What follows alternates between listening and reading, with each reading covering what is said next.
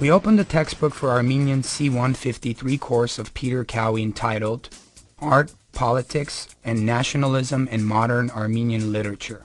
In this book, we are baffled to find out that nations and communities are only imaginary, and that national consciousness and national identity developed in modern times as a result of such imaginary thinkers.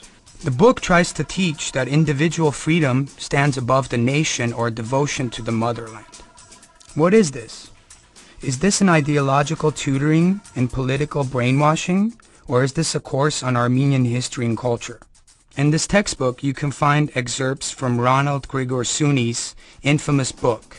In fact, Peter Cowie's goal is an attempt to decompose the Armenian identity of Armenian students.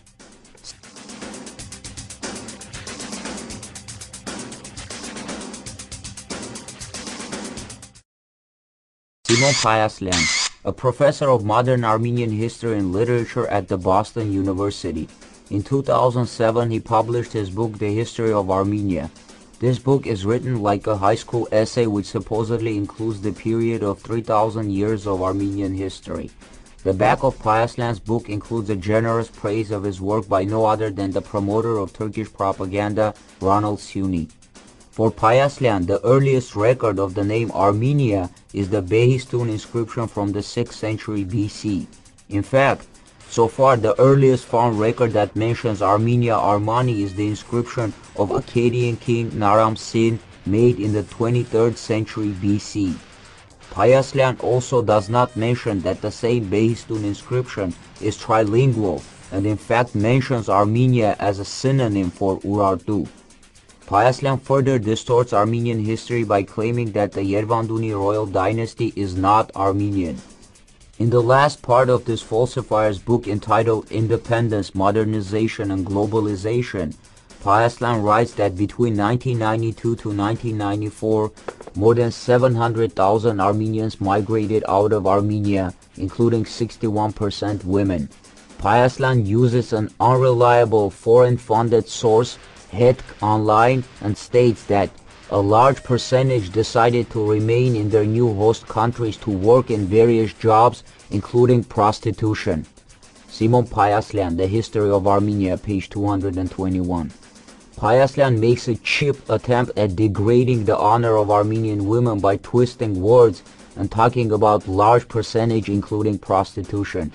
One wonders how it was possible for Payaslian to come up with any statistical percentage base. This really shows the true intent of Payaslian, who is simply fulfilling yet another political order through this book.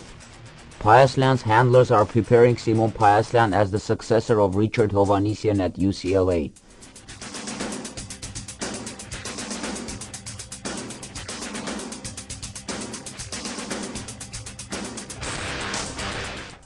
We have to realize that we're not dealing here with individual cases in the likes of Nina Garsoyan, Ronald Suni, Robert Thompson, Richard Hovhannisyan, Peter Cowie, Simon Payaslian, and others.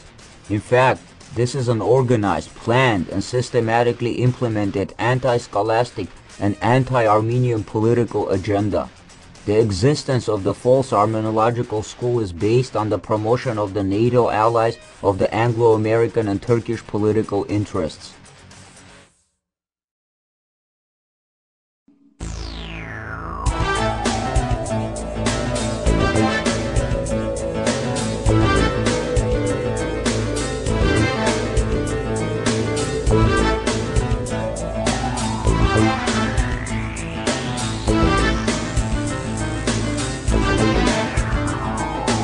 It is not news to anyone that the Turkish government is lobbying the US congressmen and senators by spending millions of dollars. At the same time, they spend considerable sums of money in trying to promote anti-Armenian propaganda in American universities and academic publications. The Turkish government implements financial transactions through its Chase Manhattan branch in Istanbul. The headquarters of the Chase Manhattan Bank in New York has accounts of affiliate charitable organizations which receive Turkish transactions for following distribution. It is not a coincidence that representatives of the false Armenological school in March of 2002 in Michigan University organized a closed-doors conference on the Armenian genocide entitled Turkish-Armenian dialogue, in which not coincidentally there were no scholars from Armenia present. The legendary Hrant Dink's newspaper Akos, in its March 22nd issue, exposed that the position of the Armenian participants was very appeasing to the Turkish side. The Armenian people have to understand that just because it seems that Richard Hovhannisyan, Ronald Sunni, and James Russell stand in defense of the recognition of the Armenian genocide does not mean that these falsifiers are in fact honest.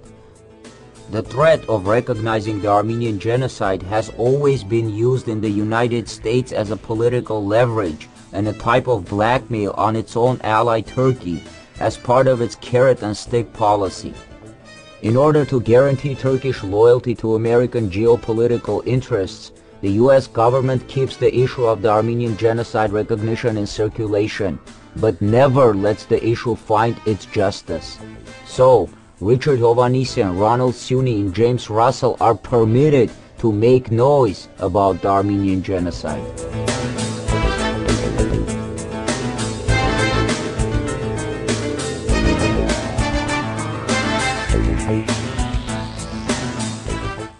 In 1997, the above-noted representatives of the false Armenological school agreed to collectively publish a 2-volume book entitled The Armenian People from Ancient to Modern Times under the editorship of Richard Hovhannisyan. This book was designed as an Armenian studies textbook for the colleges and universities in the United States. This anti-scholastic, full of distortions, anti-Armenian collegial textbook unmasked the false Armenological school and their destructive agenda. This book opens a new rift between the new generation of Armenians in Armenia and the diaspora. The guilt for this destructive and malicious endeavor falls not only upon the authors and the chief editor of the book, but also on some of the officials in the Armenian National Academy of Sciences. These officials, who in Soviet times were used to serving their Bolshevik masters in the Kremlin, have today found new paymasters in the United States. Because of financial expectations in forms of grants, they are bestowing medals, titles, and even honorary citizenship of Armenia to the representatives of the false Armenological school, who are truly sworn enemies of the Armenian people.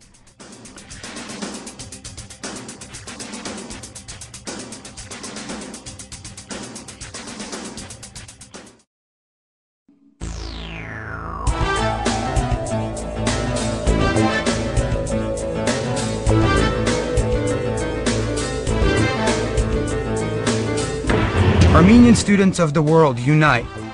We are the vanguard of the Armenian nation. Demand from your academic consuls to remove from circulation the 2-volume book, The Armenian People from the Ancient to the Modern Times. Demand and write your academic consuls and expose the fact that your Armenian studies professors are complete illiterates who cannot even write a simple 3-page school essay in Armenian. If the above 2 means are not effective, then collectively drop your Armenian studies subjects in the universities, and in written form notify the university administration about the actual reason for your refusal to take the Armenian studies courses. They think they can humiliate, mock, and destroy our national identity. They think by brainwashing us, they can implement a white genocide. They think they can destroy Armenia in a new way. They think they can cut us from our roots and erase our memory. They were mistaken before, and they are mistaken today. The Armenian people, from ancient to modern times, will live forever.